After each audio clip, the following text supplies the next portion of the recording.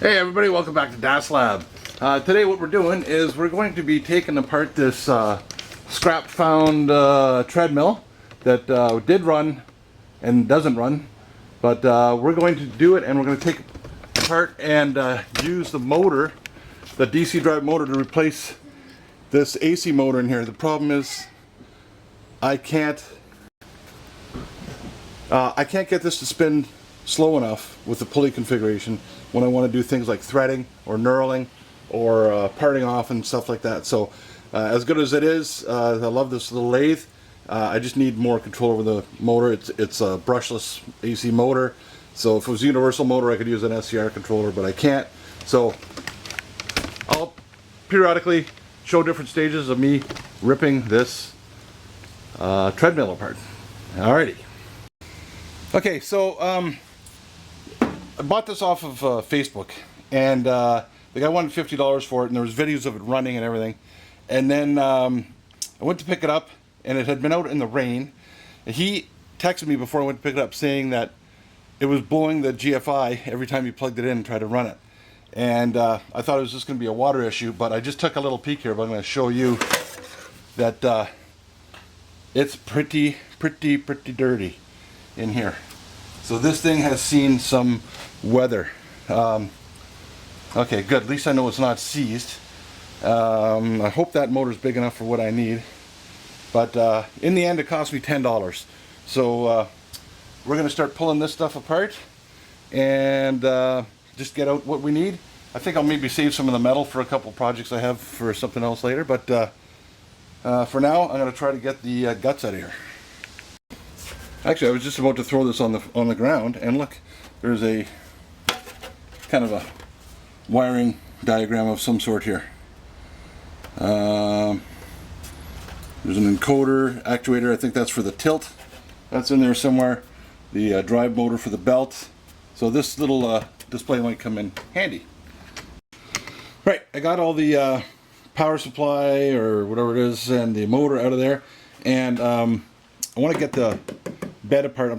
This is a folding type of treadmill, and it's pretty unwieldy, and I'm just going to scrap it anyway. So there were a couple Allen bolts in here. I unscrewed those, and I think now I should be able to pop this trundle tread here out of its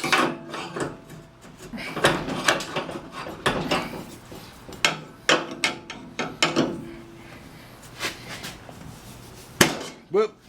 Yep. So it's under a bit of tension. There we go. So we got that part out.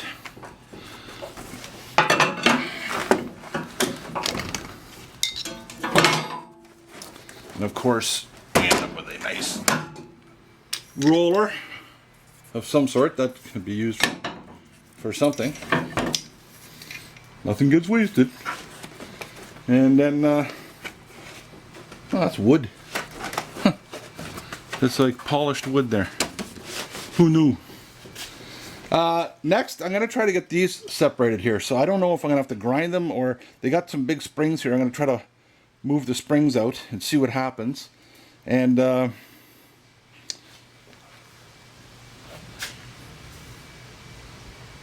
I see there's a little head of a bolt underneath there. So that's probably how that all comes undone. Maybe I don't even, yeah, I'm going to try to pop those springs off to release the pressure. Let's see what happens here.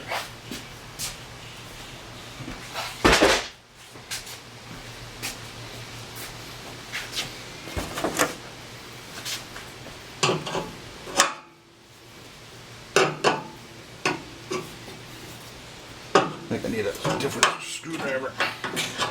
Hang on a second. Okay.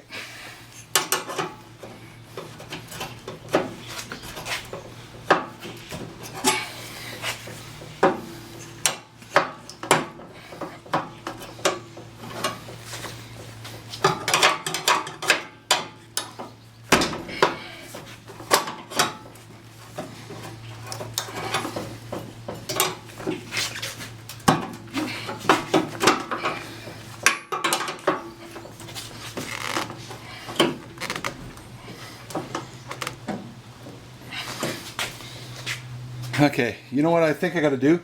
I think these are under tension. I'm going to fold up the beast here and then try to get them off that way. I'll be right back.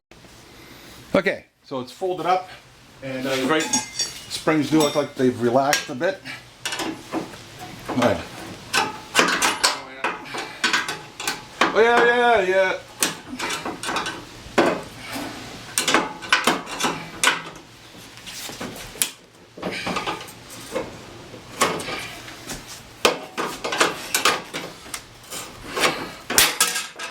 All right, that's one. And would you get the hell out of them? I mean, can you see that? Here's the other one.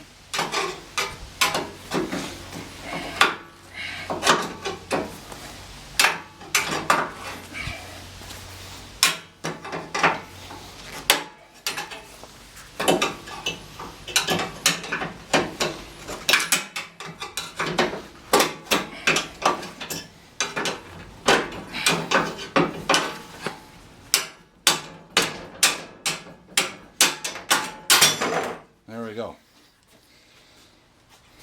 All right, so there's a one bolt holding this bracket on here. I think one. I see one screw bolt head there, and then I should be able to separate the different parts. All right, let me figure out how I'm going to do that. Okay, so those brackets are out. This is now loose. I should be able to stand it up.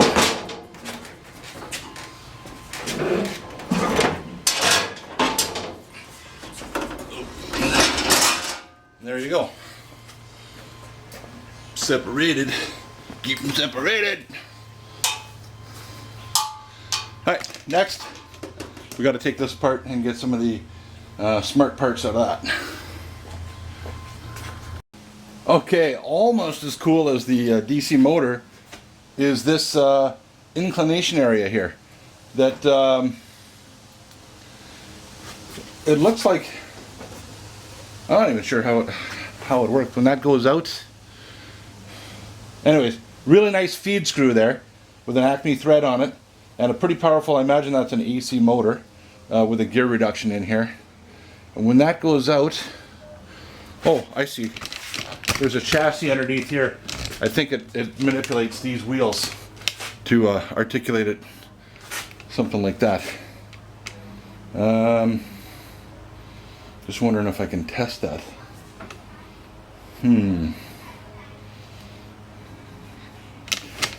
Let me get the cheater cord. Well, on second thought, I see a black, a red, and a white. Of course, a green for ground. If I didn't see the red, I would have definitely thought I'd put AC, neutral for white and line for black. But I'm not 100% sure I'm going to hook up AC to that. Probably an AC motor, but I'm not going to do it. And it looks like it's got an encoder. It looks like it's got feedback. So that's pretty cool. So that assembly, I'm probably going to keep that intact, but I am going to clean it out because it is dirty. So let's give that a bit of a blow, shall we?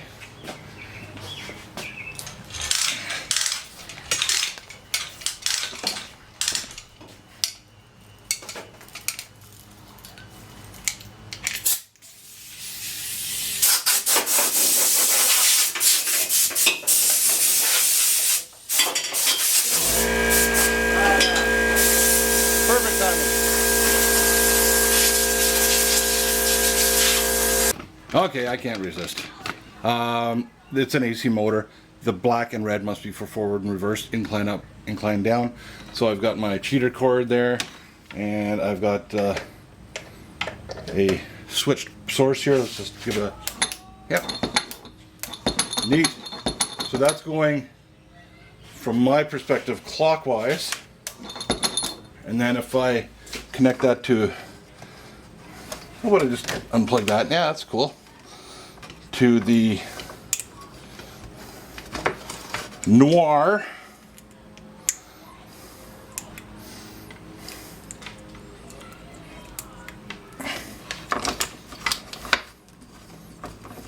It should probably spin the other way. It must be just like two separate windings the way that the motor's wound or something. Not going to be good enough. Well, we'll find out, won't we? Yep. That's going anti-clockwise. Cool. Really geared down. You can see that motor's really geared down. That'll be good for something. Oh, holy. Those are hot. Woo! A lot of resistance there. They're hot. Okay. It does say that it's duty cycle. 1 on, 8 off. So if you're on for 1 second, you got to be off for 8 seconds. If you're on for 1 minute, you got to be off for 8 minutes. That board might be smart enough to know that, to limit you from, you know, going up and down all the time.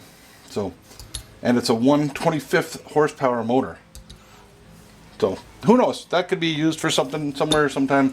Not anything I'm going to use it for in the lathe, but it might come in handy. We'll hang on to that. So what I'm going to do next is, that's enough for today. I got some other duties as required, but I'm going to lay this all out and reconnect it the way it was on the treadmill, as it was intact with all the circuit boards, and probably just not this. And then we'll see if we're blowing fuses. Oh, what was interesting too is deep inside the near the board there were 2 spare fuses, and there's that type of two of those types of fuses on the board. So yeah, we'll see what's going on. Okay, see you in a bit. Okay, believe it or not, I got it all set up here and it's working. Basically just following this diagram, you know, and I'm glad it came with it. I probably could have figured it out anyways, but you got the line coming in. There's a couple of safety features on here. So this is unplugged. So your line coming in, your black goes to one of the 4 wires on the DC motor. There's 2 blues, and what this black does is it goes through here, and there's a temperature cutoff in here. Okay, so even though it's a DC motor, the AC part of it, the line voltage goes through there, and if it gets too hot, it opens and cuts off the hot on the line. So black from the plug to the blue, one of the blues, comes through, goes through that thermal switch back out to another blue, comes to this circuit breaker, 15 amp circuit breaker, through there, and it's a resettable. I don't know if it's automatically resettable or how it would be reset, but it comes in here to the hot. The white or the neutral goes to the white on there, and the green is ground. So that's for the DC motor hookup, for the AC part of it. And then out to here we have a black and a white, sorry, black and a red, and that's how you can change the direction. This is going to spin one way or the other, and if I wanted to spin the other way, nice thing about DC motors, you could put a double pole, double throw switch in here, and basically if you throw it one way forward or reverse, it'll reverse the lines for you instead of you having to do that. So that's something I'd need on my lathe.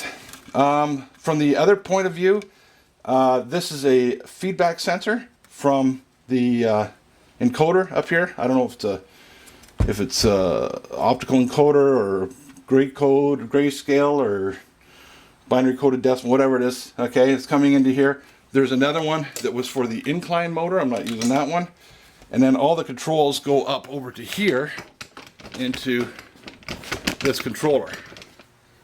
So I would like to be able to eliminate this, and I don't want to have all this over the lathe. I don't really need it, but I'll just show you that it works. So I'm going to plug it in, and I'm using a ground fault circuit interrupter just in case, because that's what the guy said when I bought it, that it was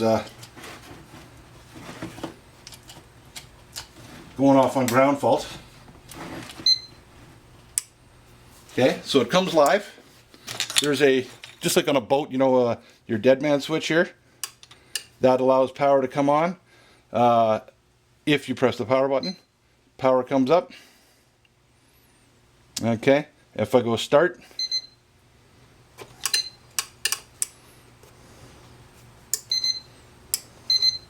still learning this. Okay, I hit start again. It's got a 3-second timer, and it'll start up. Starts at 1 kilometer an hour, and I can change my speed.